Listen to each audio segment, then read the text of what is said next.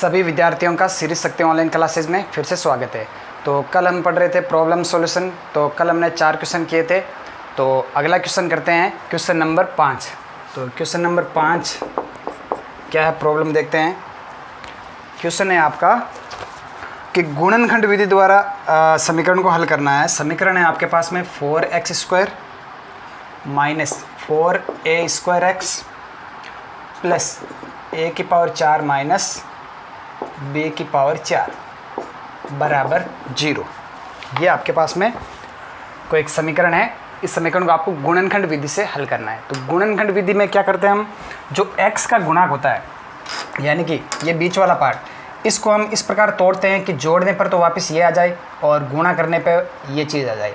तो गुणा करने पे तो इसका और इसका गुणा करेंगे तो क्या आएगा, 4x² a⁴ माइनस b⁴। गुणा करने पर तो ये आना चाहिए और जोड़ने पर ये आना चाहिए। जोड़ने पर क्या आना चाहिए, -4a²x। आगे बात सुन, तो इसको आपको तोड़ना है। तो देखिए किस प्रकार तोड़ेंगे।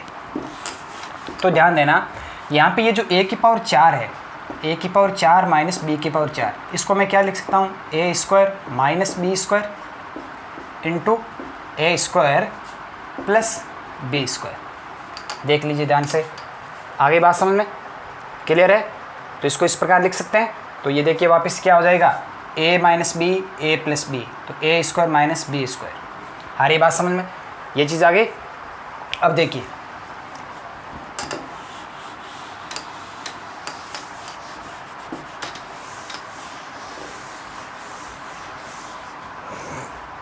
तो अब देखिए आंसर इसका दिया गया समीकरण क्या है, 4x² minus 4a²x plus a⁴ minus b⁴ बराबर 0। अब हम करेंगे इसके टुकड़े। तो 4x², आगे बात समझ में, माइनस, ये माइनस का चिन्ह यहाँ पे रहने दो। अंदर देखिए, अंदर हम किस प्रकार करेंगे, 2, क्योंकि आपको 4 भी लेके आना है, 4 भी लेके आना है। 2a² minus b² into x, आगे बात समझ में, plus 2a² minus, sorry plus, यहाँ पे माइनस कर दिया, यहाँ पे प्लस b² इंटू x। ये देखिए इस प्रकार हमने इसको तोड़ा है। तो देखिए वापस इनको जोड़िए, इनको वापस जोड़ना आप, आ रही बात में। तो इन दोनों को जब जोड़ेंगे और प्लस ये लिख दिया, a⁴ माइनस b⁴ बराबर 0। इन दोनों को वापस जोड़िए तो देखिए ये क्या हो जाएगा, 2a² प्लस 2a²x, तो हो गया 4a²x और ये बार माइनस का पड़ा ही है। अब देखिए यहाँ पे ये क्या है, 2 का इससे गुणा करवाएंगे तो माइनस का 2b²x, और यहाँ पे ये रहा 2 का इससे गुणा कराएंगे तो 2b²x प्लस का, और ये यहाँ पे माइनस का, तो ये तो हो जाएगा कैंसिल। बचेगा क्या आपके पास में, ये चीज़ क्या है, ये है आपके पास में 4a²x। आगे बात, 4a²x को हमने ऐसे लिख दिया। ये चीज़ क्या है, 4a²x, हमने तोड़ के इसको इस प्रकार लिख दिया ताकि देखिए इन दोनों को जोड़ा तो वापस ये आ गया। आगे बात में, अंदर राशि क्या है, 4a²x, बाहर ये माइनस का चिन्ह पड़ा ही है। आगे बात समझ में, और इसको गुणा कीजिए तो 2 को 2 से गुणा करेंगे तो आ जाएगा 4, x को x से गुणा करेंगे तो हो जाएगा 4x², और इंटू ये चीज़ आनी चाहिए, तो ये चीज़ इससे और इससे गुणा होके a² minus b² into a² plus b²। तो इसका गुणा होगा तो आपस में क्या आ जाएगा, a⁴ माइनस b⁴। आगे बात समझ में, तो ये हो गया यहाँ पे टूट के अलग, ठीक है। अब इसको देखिए यहाँ से, अब यहाँ से देखना हमें क्या कॉमन लेना है वो चीज़ देखिए। तो इसको और इसको ले लीजिए, तो 4x² minus 2a² minus b² into x, और ये माइनस को यहाँ पे गुणा करवा दीजिए, -2a² plus b² into x plus a⁴ minus b⁴ बराबर 0। आगे बात में, गुणनखंड विधि में क्या करते हैं, तोड़ के ही तो करते हैं इसको हल। अब देखिए यहाँ से क्या कॉमन आ रहा है, 2x, और यहाँ से भी 2x, तो 2x यहाँ से कॉमन आ गया। अंदर क्या बचेगा, यहाँ पे 2x माइनस क्या बचेगा, a² माइनस b²। आगे बात समझ में क्लियर है। यहाँ पे क्या बच जाएगा, 2x, और यहाँ से 2x बाहर ले ले, क्या बचेगा, माइनस a² माइनस b²। अब देखिए यहाँ से हम क्या लेंगे, माइनस का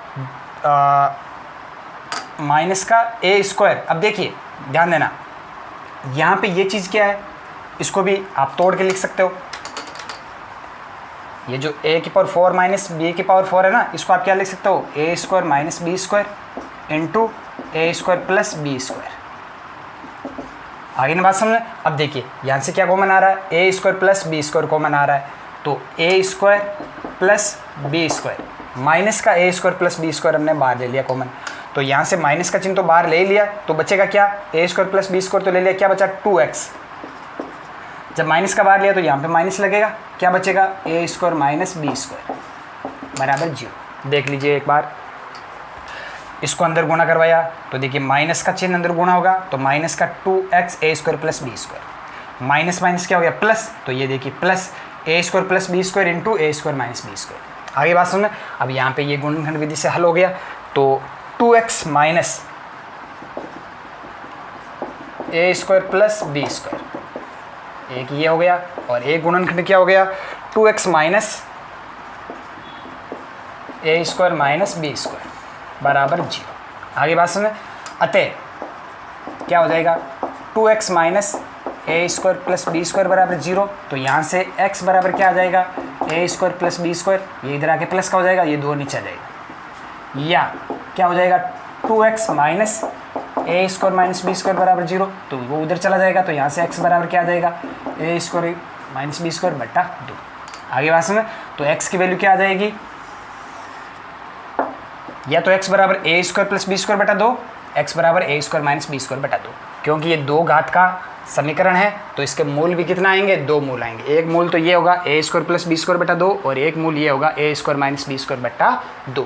तो ये है क्वेश्चन गुणनखंड विधि से। गुणनखंड विधि में करना कुछ नहीं है, इसको तोड़ना है, इसको इस प्रकार तोड़ना है कि जोड़ने पर वापस ये आ जाए और गुणा करने पर इन दोनों का गुणा।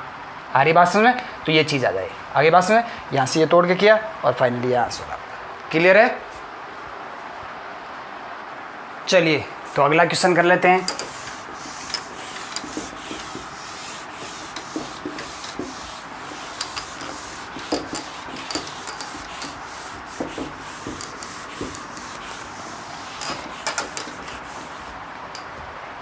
Question number 6। क्वेश्चन नंबर 6 देख लीजिए। असमीका को आलेखीय विधि से हल करना है। तो क्वेश्चन है आपकी असमीका क्या है, 3x माइनस 2y छोटा या बराबर x प्लस वाई माइनस 8। आगे बात, तो किसी भी असमीका कौन सी होती है, लेस देन इक्वल टू या less than, greater than equal to या ग्रेटर देन, इन चिन्हों वाला है। अगर ये चिन्ह आपको कहीं पर भी दिखते हैं तो आप क्या कहोगे कि ये एक असमीका है। आगे बात समझ में। तो असमीका को हल कैसे करते हैं, तो सबसे पहले तो उसको समीकरण के रूप में लिखते हैं। तो आंसर असमीका को समीकरण रूप में लिखने पर, तो समीकरण रूप में लिखने पर क्या करते हैं, ये जो लेस देन या ग्रेटर देन का चिन्ह होता है उसको हटा देते हैं और बराबर का चिन्ह लगा देते हैं, तभी समीकरण बनता है 3x माइनस 2y बराबर x plus y minus 8। x और y को इधर लेके आ जाइए, तो x इधर आएगा तो माइनस हो जाएगा, तो क्या बचेगा 2x, y माइनस का हो जाएगा माइनस 3y बराबर माइनस का 8। आगे बात सुने, ये आपके पास में आ गया समीकरण 1। ये क्या बन गया, असमीका का समीकरण रूप। आगे बात, अब क्या करते हैं, इस समीकरण को हमें ग्राफ में अंकित करना है। तो ग्राफ में अंकित करने के लिए हमें पहले बिंदु निकालने पड़ेंगे। अब देखिए नाउ x बराबर 0 पर जैसे ही x बराबर 0 रखेंगे तो यहाँ से y बराबर क्या आ जाएगा, देखिए x का मान 0 रखा तो 2 इंटू 0 क्या हो गया 0, तो 3y माइनस 3y बराबर माइनस 8, माइनस से माइनस कैंसिल हो जाएगा, y बराबर क्या आ जाएगा 8/3, y बराबर क्या आ जाएगा 8/3। और y बराबर 0 पर y का मान जैसे 0 रखेंगे तो 3 इंटू 0 ये तो हो गया 0, तो x बराबर क्या आ जाएगा माइनस का 8/2 यानी माइनस का 4, x बराबर क्या आ जाएगा माइनस का 4। क्लियर। अब इन बिंदुओं की सहायता से समीकरण को ग्राफ में अंकित करने पर, समीकरण कौन सा, ये वाला समीकरण एक क्या है, ये रैखिक समीकरण है, 2 चरों वाला रैखिक समीकरण। रैखिक समीकरण हमेशा किसको निरूपित करता है, एक रेखा को निरूपित करता है। तो यहाँ पे एक रेखा बनेगी 0 1 2 3 4 5 -1 -2 -3 -4 -5 1 2 3 4 5 -1 -2 -3 -4 -5। आगे बात सुनो। अब देखिए जब x बराबर 0 था तो y बराबर क्या था 8/3। 8/3 किसके करीब होता है? लगभग 3 के करीब होता है। यहाँ पे आएगा 8/3 और यहाँ पे क्या है x 0 और y 8/3। और जब y बराबर 0 x बराबर -4, ये वाला बिंदु, इन दोनों को मिला दीजिए। ये वाला बिंदु कौन सा हो गया? जब x 0 y 8/3, ये वाला कौन सा बिंदु हो गया? -4 और 0। आगे बात समझ। अब करना क्या है? अब आपको मूल बिंदु जो 0 0 है उसको आपको असमीका में रखना है। अगर वो असमीका को संतुष्ट कर रहा है तो मूल बिंदु की तरफ वाला क्षेत्र होगा। अगर असमीका को संतुष्ट नहीं कर रहा है तो मूल बिंदु के विपरीत वाला क्षेत्र होगा। आगे बात। अब इक्वल टू का चिन्ह है तो मूल बिंदु यानी कि जो भी हल क्षेत्र होगा उसमें ये जो रेखा है वो भी क्या होगी? सम्मिलित होगी। जब इक्वल टू का चिन्ह आता है तो क्या होता है? इस रेखा के ऊपर बिंदु है जो स्थित है, इस रेखा के ऊपर जो भी बिंदु स्थित है वो भी क्या होंगे? हल क्षेत्र में ही होंगे। नाउ मूल बिंदु 0 0 को असमीका में रखने पर, तो मूल बिंदु 0 0 को असमीका में रखिए तो 3 × 0 -2 × 0 छोटा या बराबर 0 + 0 -8। 3 × 0 0, 2 × 0 0, 0 - 0 0, 0 छोटा या बराबर -8। क्या 0 -8 के बराबर या -8 से छोटा होता है? बिल्कुल नहीं होता है। अतः मूल बिंदु 0 0 असमीका को संतुष्ट नहीं करता है। अतः मूल बिंदु असमीका को संतुष्ट नहीं कर रहा है तो मूल बिंदु को विपरीत यानी इस तरफ वाला क्षेत्र होगा, इसका क्या होगा? हल क्षेत्र। अब इक्वल टू का चिन्ह है तो क्या हो जाएगा? रेखा के ऊपर स्थित बिंदु भी क्या होंगे? इसके हल क्षेत्र में सम्मिलित होंगे। आगे बात समझ में। अतः मूल बिंदु के विपरीत छायांकित भाग असमीका का हल क्षेत्र होगा। ते मूल बिंदु के विपरीत और यानी कि रेखा, अरे भाई ये जो रेखा है इसके इस तरफ मूल बिंदु की तरफ वाला भाग नहीं, इसके विपरीत भाग, इसके विपरीत वाला भाग जो छायांकित भाग है ऊपर वाला और साथ में रेखा के ऊपर स्थित बिंदु भी। आगे बात समझ में। ये वाला क्या होगा? पूरा ही इस असमीका का क्या होगा? हल क्षेत्र होगा। क्लियर है? तो ये हो गया आपका क्वेश्चन नंबर 6। चलिए नेक्स्ट क्वेश्चन देखते हैं। बिल्कुल इजी टॉपिक है और बिल्कुल इजी क्वेश्चन है।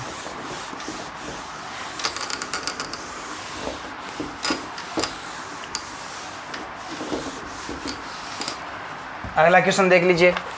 क्वेश्चन नंबर 7 क्या है? ये भी असमीका को ही हल करना है। असमीका क्या है? मॉड ऑफ x - y बड़ा या बराबर 1। अब देखिए मोड के अंदर जैसे ही मॉडुलस आ जाता है तो मॉडुलस हम कैसे हटाते हैं? आगे बात देखिए, आपको बताया था मोड ऑफ x बड़ा या बराबर है a से। आगे बात सुनिए, बड़ा या बराबर a से तो इसका मतलब x का मान क्या होगा? x का मान बड़ा या बराबर a से या x का मान छोटा या बराबर -a से। आगे बात सुनिए, इस प्रकार मैंने आपको बताया था अगर ये आता था मोड ऑफ x छोटा या बराबर a से, इसका मतलब क्या होगा? x का जो मान होगा वो a और -a के क्या होगा? बीच में होगा। a और -a के क्या होगा? बीच में होगा। जब ग्रेटर देन इक्वल टू का चिन्ह आता है तो क्या होगा? a से तो बड़ा लेकिन -a से क्या होगा? छोटा होगा। आगे ना बात समझ में। ये होता है मॉडुलस हटाने का। जैसे सिंपल मैं आपसे कहूँ कि मोड ऑफ x छोटा या बराबर है 1 से, इसका मतलब x का जो मान होगा वो क्या होगा? 1 और -1 के बीच में होगा।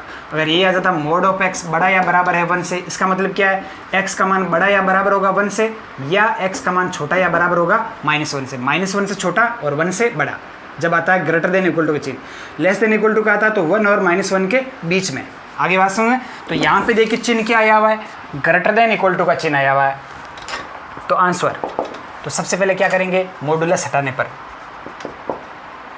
मॉडुलस हटाने पर तो मोड के अंदर क्या, मोड के अंदर जो भी राशि दे रखी है क्या दे रखी है? x - y। तो क्या होगा? x - y बड़ा या बराबर 1, ये दे दीजिए समीकरण 1। या x माइनस वाई छोटा या बराबर -1, यानी कि ये मोड के अंदर जो राशि दे रखी है वो बड़ी या बराबर है 1 से, तो ये मोड के अंदर वाली राशि या तो 1 से बड़ी होगी या -1 से छोटी होगी। इसको दे दीजिए समीकरण 2। आगे बढ़े। अब समीकरण 1 व 2 दोनों ही क्या है, असमीका है। आगे बात सुने, तो इनको समीकरण के रूप में लिखने पर समीकरण 1 व 2 से प्राप्त असमीकाओं को समीकरण रूप में लिखने पर क्या हो जाएगा, x माइनस वाई बराबर 1, ये लीजिए समीकरण, दे दीजिए इसको 3, और x माइनस वाई बराबर -1, इसको दे दीजिए समीकरण 4। आगे बात सुनो, अब करना कुछ नहीं है, समीकरण 3 और 4 दोनों ही रैखिक समीकरण है, दोनों ही रेखाओं को निरूपित करेंगे, तो इन दोनों के लिए आपको रेखाओं का निर्माण करना है और ग्राफ में बनाना है। तो समीकरण 3 से, तो ये समीकरण 3 है, इसमें x बराबर 0 रखने पर x बराबर 0 पर y बराबर, देखिए x का मान जैसे 0 रखेंगे तो क्या आएगा, -y बराबर 1, तो यानी y बराबर क्या आएगा, -1, y बराबर -1, और y बराबर 0 पर y का मान जैसे 0 रखेंगे तो x बराबर क्या आएगा, 1। आगे बात सुनो, अब समीकरण 4 से, समीकरण 4 ये है। आगे बात सुनो, x बराबर 0 पर -y बराबर -1, यानी कि y बराबर क्या आएगा, 1, और y बराबर 0 पर y का मान 0 रखेंगे तो x बराबर क्या आएगा, -1। आगे बात सुने, अब आपको करना क्या है, समीकरण 3 तथा 4 से प्राप्त बिंदुओं की सहायता से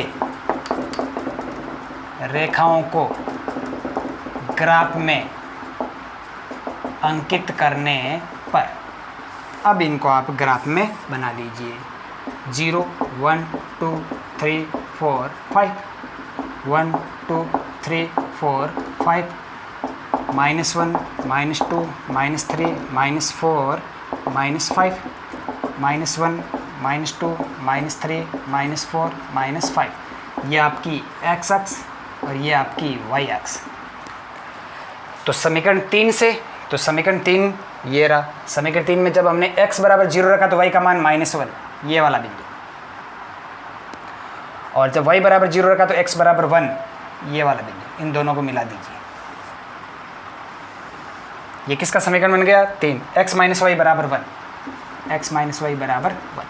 आगे बात सुने, अब समीकरण 4 से x बराबर 0 y बराबर 1, ये वाला बिंदु, और y बराबर 0 x बराबर -1, ये वाला बिंदु, इन दोनों को मिला दीजिए।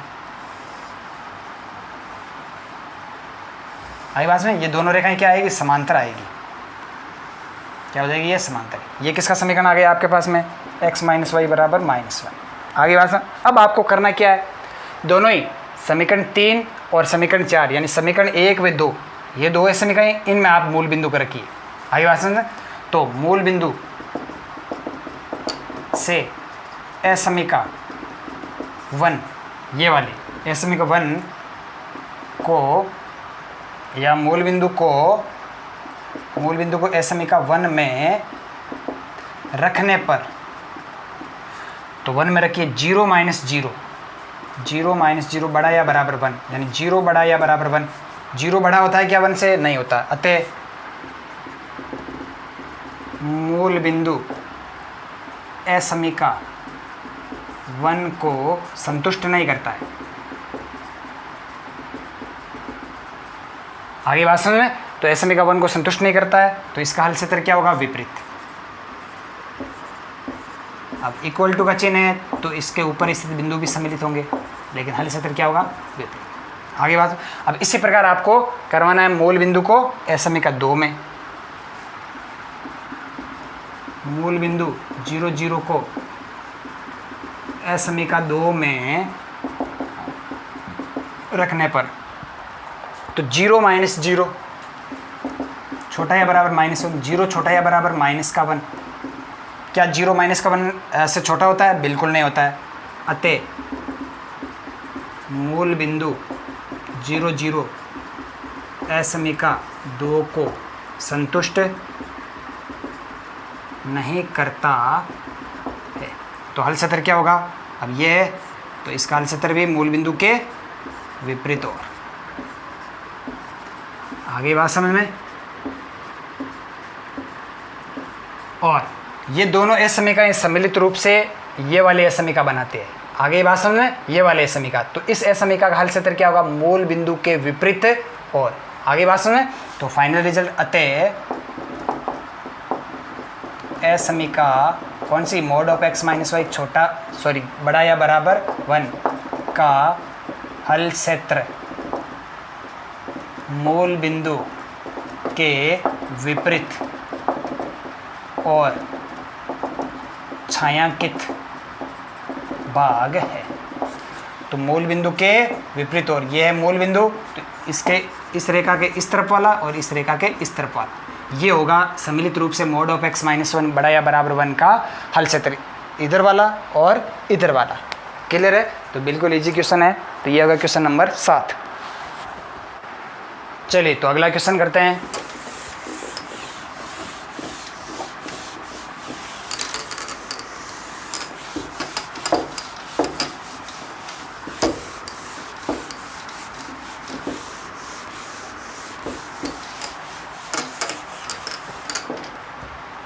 Question number 8।